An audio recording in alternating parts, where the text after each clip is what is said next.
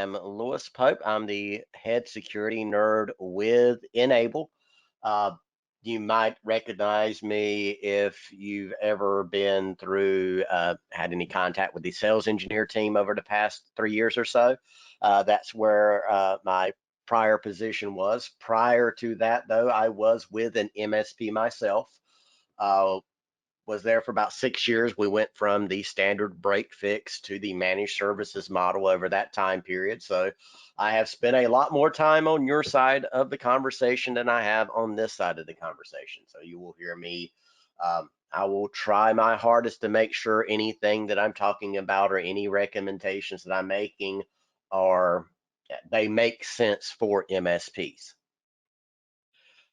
So for the webinar today, everybody's on mute. If you need to ask any questions or let us know anything, use the questions panel because I'm not going to be monitoring the chat panel because I can only have somebody open windows open at once, and also the questions panel will keep questions after the session closes. So if I miss anybody or if somebody asks me to reach out to them later, I'll have that recorded. So if you got any questions, need to let me know about anything, use the question section.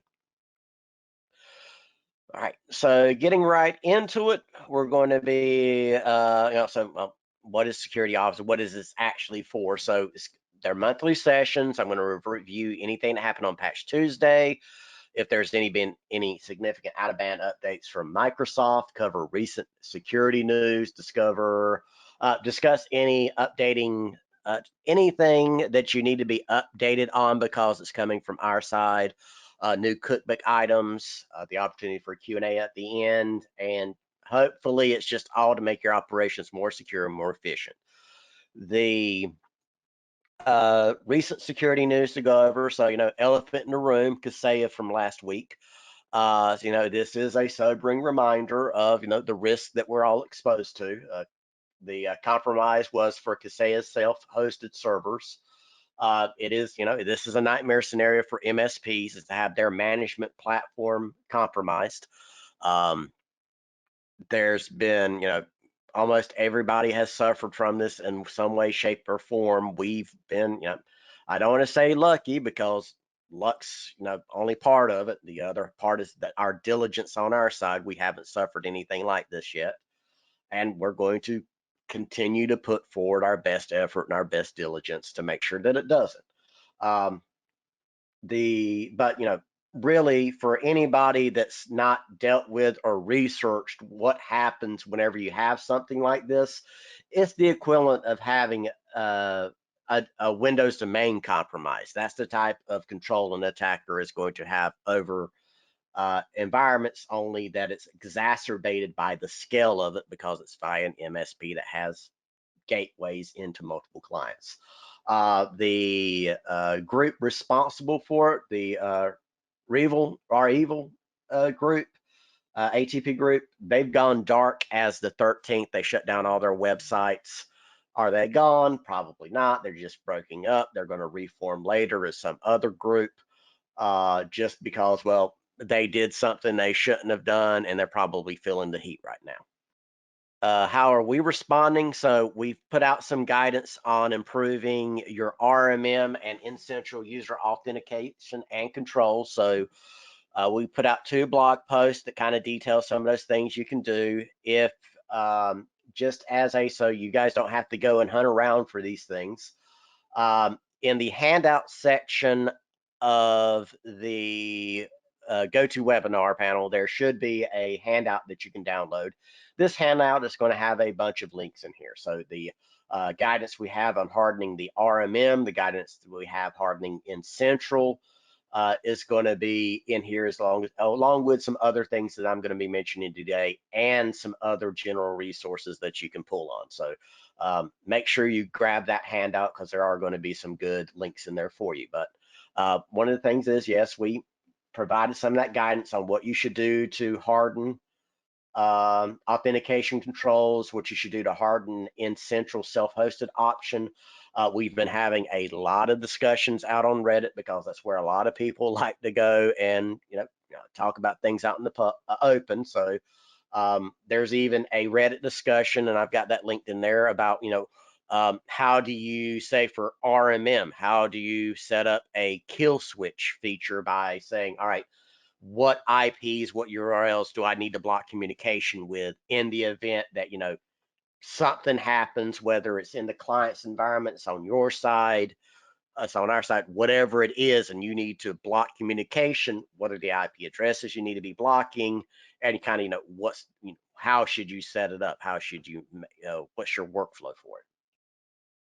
Also, we're going to have some future messaging coming out on this, so uh, everybody has put out some type of messaging to the point of, don't worry, we're secure, we do our best. Yeah, that's what everybody's going to say. We're working on a little bit more substantial messaging than that, calling out our actual audits and some of those things. So if you need that type of information or those statements and your clients are asking and they want you to reassure them that what you're using is secure, we'll have some more stuff coming up that you'll be able to use for that purpose.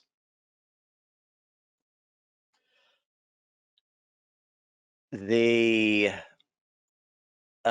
next is going to be patching. So, what happened on, oh, that should not be June, that should be July patch Tuesday.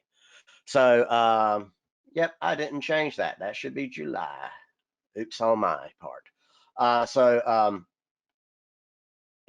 For total vulnerabilities addressed this month, it was 117 vulnerabilities. 13 are rated critical. 4 of them are under active exploitation. We'll be going through some of these in a minute.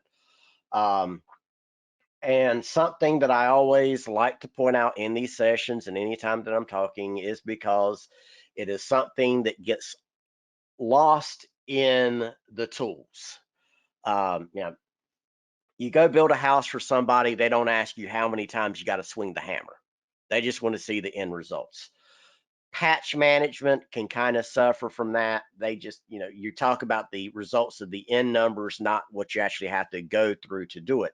And that's normally because we're using patch management engines or WSUS or something else to help orchestrate our patching across the board for all of our endpoints that we have under management, all the different OSs and everything.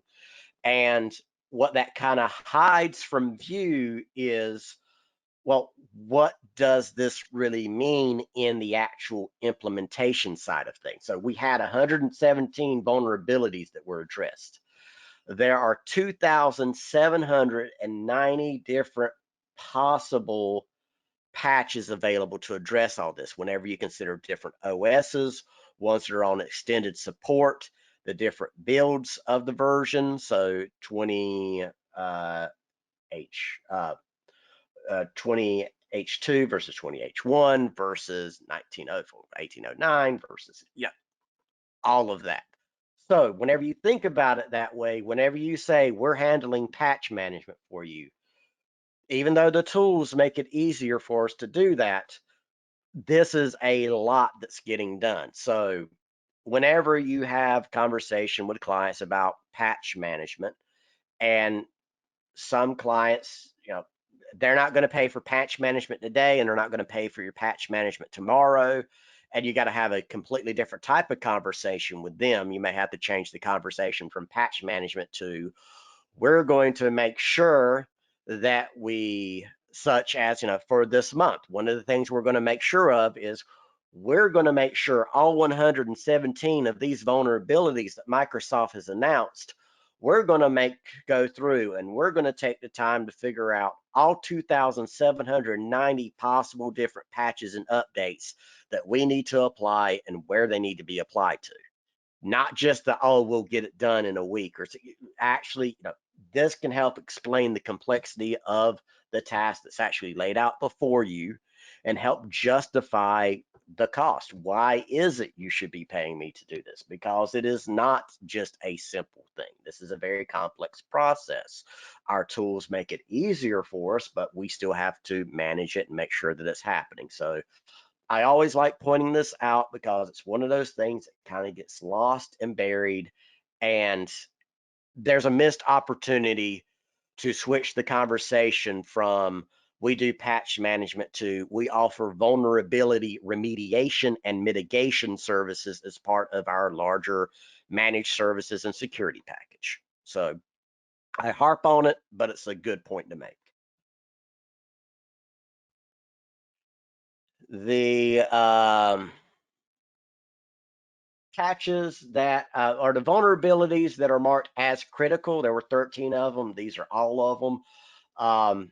I'm just going to call out a few of them here. I'm not going to go into every single one of them. But the ones of noted here is, of course, going to be this one down here. This is the print spool for print nightmare. There was also DNS, a critical Windows DNS server RCE that was patched. It's very important to make sure you get out and taken care of. And there's also the kernel remote code execution. These are like the two, if I have to choose out of this list, those are the two you should be making sure is applied everywhere. But I also have in my monthly security blog for Patch Tuesday, I've called out specifically some that are marked as exploitation detected and exploitation more likely. And if you want a list of what are the most likely things that are going to be exploited, not necessarily which one is rated the worst. Because yes, if something's marked as critical, as important, you should apply it. But you've got to choose what you're applying first. And if you've got to choose, then how critical something is may not be as important as if it's currently being exploited or if it's marked as exploitation more likely. So I go over that in the office hour, in the Patch Tuesday security blog post. And again, that is in the handout if you want the link. For cumulative updates this month, nothing rather special of note. It's been just kind of the regular roll up of security updates. It still includes the flash removal tool. And with something I have not formed whether this is a good thing or a bad thing yet, the May cumulative update included a servicing stack upgrade. So if you have systems that don't qualify, that aren't showing this month's cumulative update, it may be because the May cumulative update hasn't been installed yet. So that'll be something you can go troubleshoot. For also, again, just a reminder, Windows 10 1909, 1803, and 1809 are all end of service. So unless you are on some, I don't even think these qualify for the extended support agreements. So these are effectively dead, but they're still out there floating around. They might still qualify for ESU. If they do, well, fine, that's great. They still have CUs coming out when applicable. So if they're out there in circulation, make sure they're getting those security updates and CUs. If you don't want to contend with it and you want to move everybody forward, use this as part of the conversation during your next QBR about why you need to go through the effort of upgrading to these new builds of Windows. And I don't have it included in here, but if anybody has any questions or wants to talk about the Windows 11 that's coming up, we'll have some articles as well as some boot camp presentations on that in a little bit as well. So for reported Patch Tuesday's issues this month, again, May's CU, there was it may be still be a prerequisite due to the servicing stack update that was included in it. There was a early patch, the out of band patch that came earlier this month in response to Print Nightmare, caused some issues with Zebra and some other printers. They did a known issue rollback with it, but the fix is also included in this month's cumulative update. An edge case right now that I'm seeing reported is there are some blue screens of death for Windows ISS servers concerning the http.sys file, and it's mostly affecting developers. So um, it's not happening that I've seen with ISS servers that are just stood up and running and doing their thing. But if there's a developer actively developing on that server, then that's when they're running into the BSODs. The cookbook. So again, if the link is in the handout, if you have never looked at the cookbook before, it's a great resource. It's an automation cookbook. We've got the print nightmare mitigation in there. So we've got a print nightmare mitigation, and we have a print nightmare remediation, and there's a difference between them. The print nightmare mitigation script adds a deny rule to the print driver folder permissions for system user. And this interrupts the execution of the current nightmare attack chains that we know about, and it should harden against similar attacks. The downside, though, is that you're locking down system access to the printer driver folder, so you may have to unlock that in order for technicians to add, modify printers, or do other things. But this is meant to be a mitigation that's standalone from anything else that Microsoft has given us. Then there is the post KB 500 510 print nightmare remediation, which is we took the guidance and recommendation that Microsoft gave out about what you should do in response to print nightmare after you apply, this update and the cumulative update. And all it is really is it's guidance on making some registry key adjustments. We've already gone through the trouble creating a script that checks those, monitor them, and changes them for you. And you can use those as either a service monitor inside of N-Central, or you can use it as a daily safety check or a 24/7 check inside of RMM, and it will set the registry keys the way they should be for you. And if it can't set those registry keys the way they should be, then the service monitor or the check is going to fail, let you know about it so you can go, troubleshoot it and handle it manually. We also have the Kaseya endpoint detection tool. So this was it was partly because it's an easy thing to do, but also because it's something we were being asked about, because we do have some partners that co-manage or maybe sharing resources, and Kaseya may be out there. But you can also just use this as a canary. You can and you can even this opens up a good line of thought of, well, you know what? MSPs are a business. You need to make sure that the competition isn't poking around in your backyard. So I like using checks like this as canaries. You set them up in RMM to monitor for Kaseya, for Synchro, for whatever whatever other RMM solutions are out there that you're not using. If it's a tool that is popular among MSPs, then I would have that as a check running on my endpoints and alerting me if they show up. So just a little bit of extra, it's again, it's a canary in the coal mine. It's not really meant to do anything more than just let you know it's there so you can start investigating.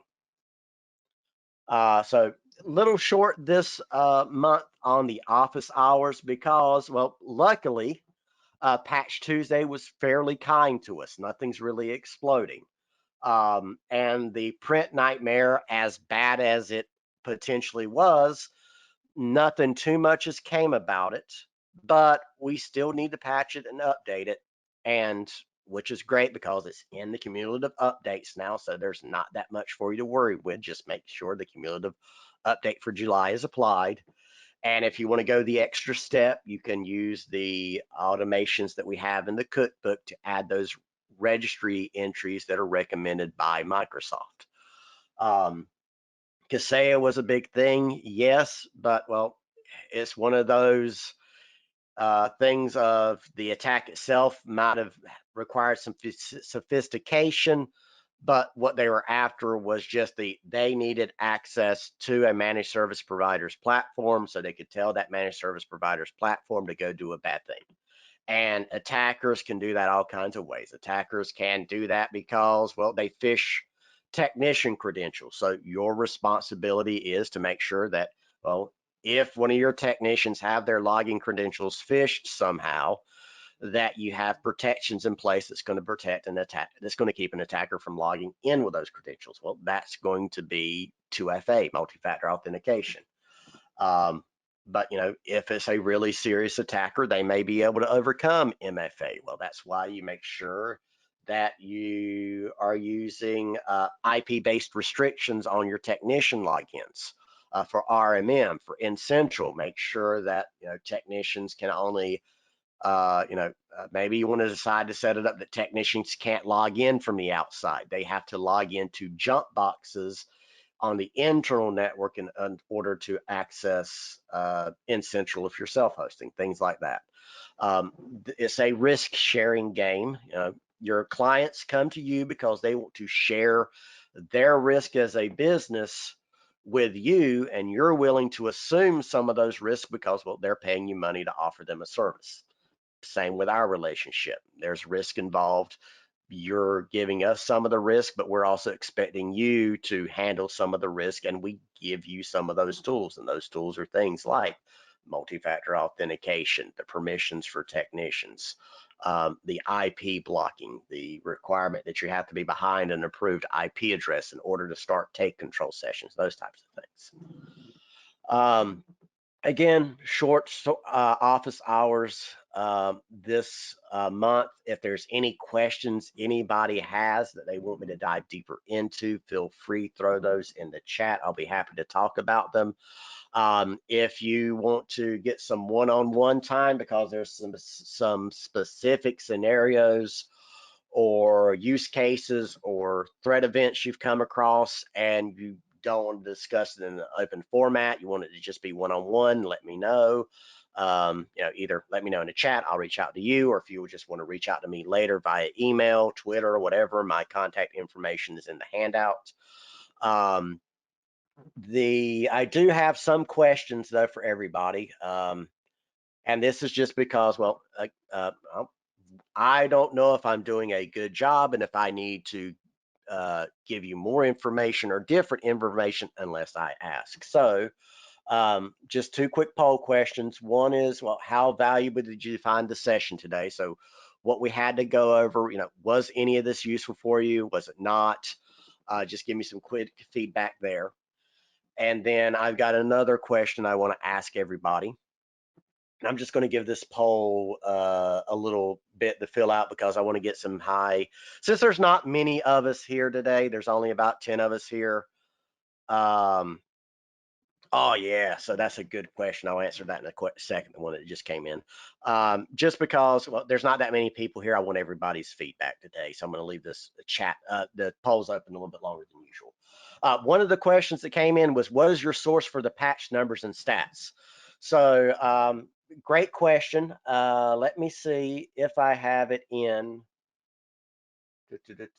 So I don't think I have it in here. So if you want a nice, easy visual way to read out what's happening with patches without having to dig through the source, which is what I do. I dig through the source information that Microsoft provides. They post all of it out on the Insert Security Guide webpage every month. I download all that information. I pour through it. That's how I create my metrics and my numbers. But if you just want an easy to use visual reference, then the SANS Internet Storm and the Patch Tuesday dashboard from Morphus Labs are really two good places. So the SANS Internet Storm Center review gives us, it's plain, but it's a good color-coded table of, well, here are the vulnerabilities that are out. were they 0 days or not. So this one was disclosed, so it wasn't a 0 day.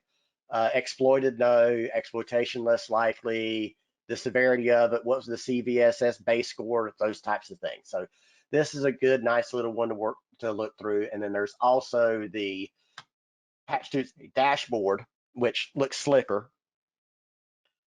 This gives us gives us a couple of graphs. What's their impact, the severity, the breakdown, and then this one is done by the CVSS scores. So this one is nice because it says, all right, from left to right, the things with the highest severity is on the left. Oh, did it not come out? Hold on a second. Sharing. Did it not share? All right, so you should have the screens back up. All right, so here the Morphous Labs. This is the nice, pretty one, which gives you, ratings on severity. So from highest to the left, it goes down. You hover over it, it'll tell you what that specific vulnerability is, and then you can go see, well, what are the patches that are needed for that vulnerability. There's also the other one, which was the SANS Internet Security Storm Center's post, which gives us a nice table that's broken down by the CVE with the hyperlinks as exploitation less likely, more likely, exploitation detected, the CVS scores. It's all here. I actually go again just so you guys can see where I get it through. Yeah, here we go. This is where I get it from originally. This is where Microsoft releases it and everybody else grabs it and then modifies it into some type of presentation that they can hand out to people. You're able to filter this based on the time frame. So I'm looking for anything from July to the Patch Tuesday. It gives me all of this, and that big number that I come up with about, well, how many different possible patches is this based on different OSs and everything? That's based off of this right here, the all settings. So this shows me all of the different um, this one right here is showing the patch, the CVE, the KB that it's associated with. So you'll see sometimes that you will have the same vulnerability that may be dealt with by the same patch, or you may have different vulnerabilities dealt with by the same patches, but they're being addressed in different versions. So that's why that's how you get to that really big number, is because there's all of these different potential ones. But again, the RMM and Essentials Patch Management, or WSS, streamlines this for us so much that sometimes we don't realize this is what's actually happening under the hood, that it's figuring out all of this for us so we don't have to. See some other. And also one more poll question. While I'm again, anybody, if you got any other questions you want to bring up, feel free, bring those up. I'll be happy to answer them. Next question is though based on the handouts themselves. I changed them up a little bit this month. I added, changed where I put things, added in some new resources. So take a look at the handout and just let me know, with what's in there, what would you like to see more of? What would be, and honestly, what's actionable for you? What would be what are out of these things? What's something that if it's in there, is something that you can turn around and actually use? Because that's one of the goals for all of this stuff, is actually put stuff in your hands that you can trust, that you don't have to, well, let me go research this article, or let me go pull these numbers or generate these facts. I want it to be something that you can trust enough that you can come in and say, you know what, I can grab this stuff and I can reuse it, and I don't have to worry about it biting me in the ass. And I'm gonna leave that open here for a little bit so I can get some more, so I can get as many answers back on that, because again, I do read these poll results. It does help me guide things. I don't see any other questions coming in at the moment. Again, I'm encouraging everybody to get those questions in. There we go. There's a new one. Some of the question must to map ED to EDR for which we're testing. Do you have a magnet installed? Yeah. All right. So just the quick answer on the question that just came in, and it was about I'm moving from Bitdefender to EDR, which is it's a good choice. Bitdefender, the managed AV we have in RMM and in Central as AV Defender is a good AV. It is the same. It's the same engine for AV as Bitdefender has in their Gravity Zone product, but it's just the AV. Whereas our EDR is the EDR engine from Sentinel-1, which is a whole entire different beast. You can actually, and this is something you can reach out to me if you want to have a conversation with. Bitdefender, you can only kind of sell it as a, there's only so much you can sell Bitdefender as. It's really just an AV.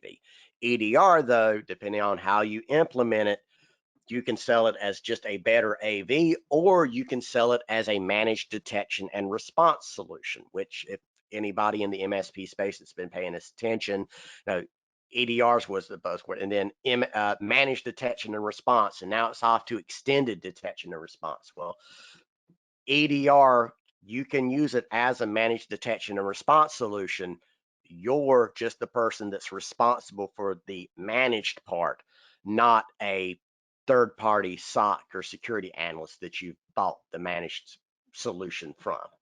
So, yes, you do need to have some skills in house, but it's not that high of a bar. It's not like you've got to go off and hire a security analyst for $110,000 a year in order to use EDR as managed detection and response. So if anybody's got you're interested in that, reach out to me separately. But if you are going to be making that switch from Bitdefender to EDR, based on your risk aversion, if you're afraid to even sneeze in your client's environments because you're afraid something's gone wrong, then you should take and uh, turn off managed AV through the RMM interface, go make a cup of coffee, come back, sit down, make sure that it's processing. And while it's processing, go turn on the EDR solution right before you reboot the computers. This way you can get the reboot in, and whenever EDR gets installed, it's back up and it's fully running, and you got the reboot in to get the Bitdefender out of the way. If you're not afraid to sneeze in the environment and you think it's pretty solid and you're not that risk averse, you can turn on EDR and Bitdefender at the same time. You just need to put some exclusions into EDR before you do it so that everything that Bitdefender is doing doesn't generate a bunch of noise inside of EDR. That way you don't have this. Some people are afraid of having this open window of no protection on a system. If that's you and you don't want that to happen, well, both of those solutions are going to have to coexist at the same time. So you just have to put in the exclusions for it. Another question that came in, what's the other question that came in? So one of the hardening recommendations that I made, and I think it is in the, no, it is not in here.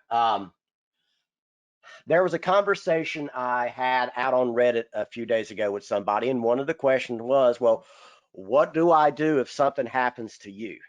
And it was relative to RMM. And but it's kind of the same with RMM or in Central whenever you're getting it hosted from us. You can't really control what we do on the back end here with our ends. That's part of the trust relationship, and you're depending on us to accept and manage that risk, and you've got your side to deal with.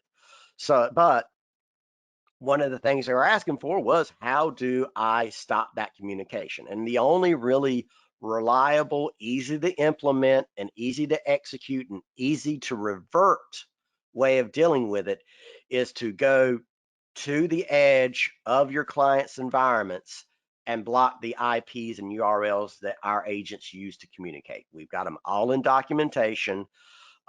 If you're serious about it, it's not something that I would just say, well, I know where I can get the IP addresses from, and whenever I need them, I'll go get them. If you're concerned about it enough that you're asking the question, you should probably go ahead, go to your routers, go to your firewall appliances, to whatever it is you've got. Go ahead and create the rules that are going to block all of those communications, but just leave them disabled. That way, whenever that emergency arises that makes you say, we need to block communication, you can go and, just turn the rules on and, make that happen in a matter of seconds, rather than you trying to build out that whole list of IPs to block during the middle of an emergency. There's some other ways that you could approach that, which would be like, well, I'm going to send I'm going to use the RMM or the Incentral platform to send out an automated task that's going to create a scheduled task that's going to block communication locally on the device. And then there's going to be another scheduled task that opens up communication after a set specific amount of time. You can do stuff like that if you've got a bunch of mobile workforce computers and some other things. The work from home thing makes it even harder to deal with. So you have to explore those options, but the easiest way is just to block on perimeters with a pre-populated list of IPs to block. So another option is not the best option, but you could just say, all right, I need to pull the agents from all of the endpoints. You can do that, but you start losing protection. You lose functionality. You lose vision into what's happening, and it might put you in a worse situation than what you were in. So is it worth taking the time to set this up ahead of time? You know what? It's something I would definitely have as part of your risk evaluation. Is it something I would say you have to do for everywhere? Again, you have to make the risk assessment yourself. But it is something that if I am going to do it, set it up ahead of time. Because whenever you need to call your incident response plans into practice, the tools need to already be there. You just need to be able to activate the tools. Haven't seen any other questions come in. If I missed something, let me know. Thanks everybody for filling out the surveys. That does help me out. Make sure, I'm pretty sure if you're registered for today, you should also have already been pre-registered for the next boot camps. But I believe as of September, you're going to need to re-register again for boot camp. So make sure you go do that. Don't forget to spread the word. We do these things for a reason. We do it for our partners' benefit. The more partners that are here, the more inclined they are to let us continue to do it, the more resources they'll give us to do it, the more time they'll allow us to do it, the better we can make these things. So as you're talking with other MSPs, others that use our platform, our products, we've got some people in here today that they are fresh on the MSP journey. Now, you have other contacts, you have associates that are, do IT work, they do consultation work, but maybe they haven't made the jump to the MSP model. Let them know about these resources that are available, the support that we are looking to give to our partners, because we want everybody to be successful. A lot of times, and especially in MSPs, everybody talks about the big MSPs, the mergers and acquisition MSPs. You should be building your MSP for acquisition, those types of things, which is true. It's a good goal. There's a lot of profitability involved in that, but a majority of MSPs are not at that scale. They will never be at that scale. The owners, the operators, the presidents don't want to go to that point. So we don't always target them. We don't do everything for those big MSPs. There's a lot of stuff we want to do for the smaller MSPs, and the more you engage with us, the more that stuff we can do. Again, it's been a pleasure, everybody. I haven't seen any new questions come up or anything I need to follow up with. Um, Reach out to me on Twitter, through email, LinkedIn, whatever. Stay in contact. That's what they pay us to do. Part of my, my role is community, so don't hesitate. That's why I'm here. And it doesn't have to be security. If you just want to talk MSP business in general, hiring practices, what you should have included in a risk acceptance or a risk or a refusal of work statement, feel free to reach out. Take advantage of my knowledge and experience of, starting out with the whole I make an extra $20 by fixing somebody's computer all the way up to the managed services model.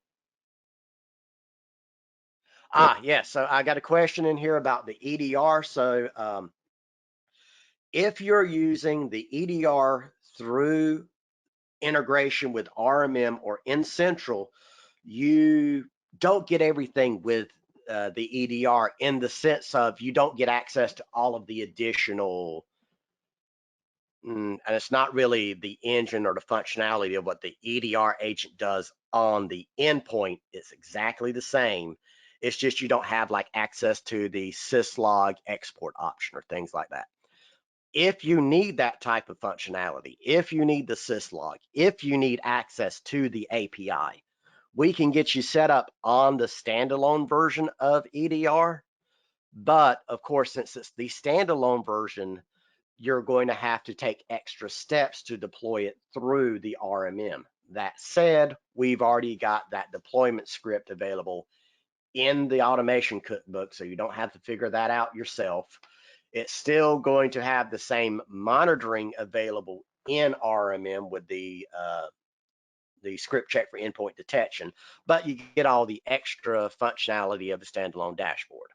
That said, you get all of the additional functionality of the standalone dashboard. It takes a little bit longer to learn, a little bit longer to implement, and it's worthwhile sitting in on a standalone demo of EDR and working through what it does give you. Because, yeah, sometimes we feel like we're missing out because we don't have access to the full package of something. But depending on what you're using EDR for, um, yeah, depending on what you're selling EDR as and how you're using it day to day, you may not need those other things. So it's worth researching a little bit first before you just make the decision, I want the whole thing. Yeah, yeah. If you really need the standalone, reach out. Here's, nobody else heard this, but if you really need the standalone version, reach out to whoever your partner success manager is. They'll get you pointed in the right direction. And it makes it a lot easier for you if you're able to go ahead and say, I need standalone because, and give us the specific reason why you need the standalone version, like you're going to be doing an extensive amount of Mac support, or you need access to the API or the syslog output, and they'll put you in the right direction. So another r slash enable is where it is. A question I got in about was, what were the standalone UIs? No, what were the IP ports and everything you would need to block if you wanted to have a kill switch you could flip on infrastructure? And if you don't know about it, we have our own dedicated Reddit subreddit for Enable. So feel free, you can toss questions into here, and any of the nerds might answer it, or any of our community managers might come in here and manage it. But right here. So I'm going to throw this copy, and I lied. I'm going to use the chat for once. So I'm going to throw this link in the chat for anybody that wants to grab it. But this was a question somebody asked about the an RMM agent kill switch, and I gave them the full response here. So there's the links right there for the documentation that's going to take you right to the ports and URLs and IP addresses you should be blocking. Spoiler alert, there's not many ports to block because it's almost everything is over HTTPS. It's more about just blocking the IPs and URLs. Of course, disclaimer statement is always, don't use it unless you feel like you have to, and make sure that you're paying attention to our service status and our product notes, so that if something is happening, you're getting our most up-to-date messaging around it. And again, I highly encourage everyone to, use this, because underneath the MSP Institute, we do have the forums there, but well, those are insulated forums. You have to take the time to log in, to go check it out, have an account with us to be able to view it. Whereas this is, it's open, everybody can see it. We're not restricting access to it. So we're not shy about talking about this out in the open with everybody so everybody can see it. So if you're comfortable with engaging with us out in the public eye, we would love for you to use this. All right, guys, looks like I've gotten all the questions answered. We were able to pad out the session quite a bit after the what I had prepared stuff for. So thanks for the engagement and asking those questions. We'll be doing this again. We'll be doing it again next month. It's always the Thursday after Patch Tuesday. We're also going to be adding some EDR boot camps coming up. So, EDR is the most security thing that we have in our portfolio of services that we're offering. It and MailAssure are the most security-based products that we have. We get lots of questions about them. So going to be doing boot camps in the future. Those are probably going to start in September or so. And they're going to be a technical boot camp, but they're also going to be a little bit of a sales boot camp of, again, back to that whole thing of where I brought up earlier of you can sell EDR just as better AV, or you can sell EDR as managed detection and response services. And it's all kind of just up to you to decide which one you want to do and then how you're going to set up EDR to do that. And that's everything that I cover in those boot camps. Been a pleasure. Reach out to me if you need anything. Everybody have a good upcoming weekend.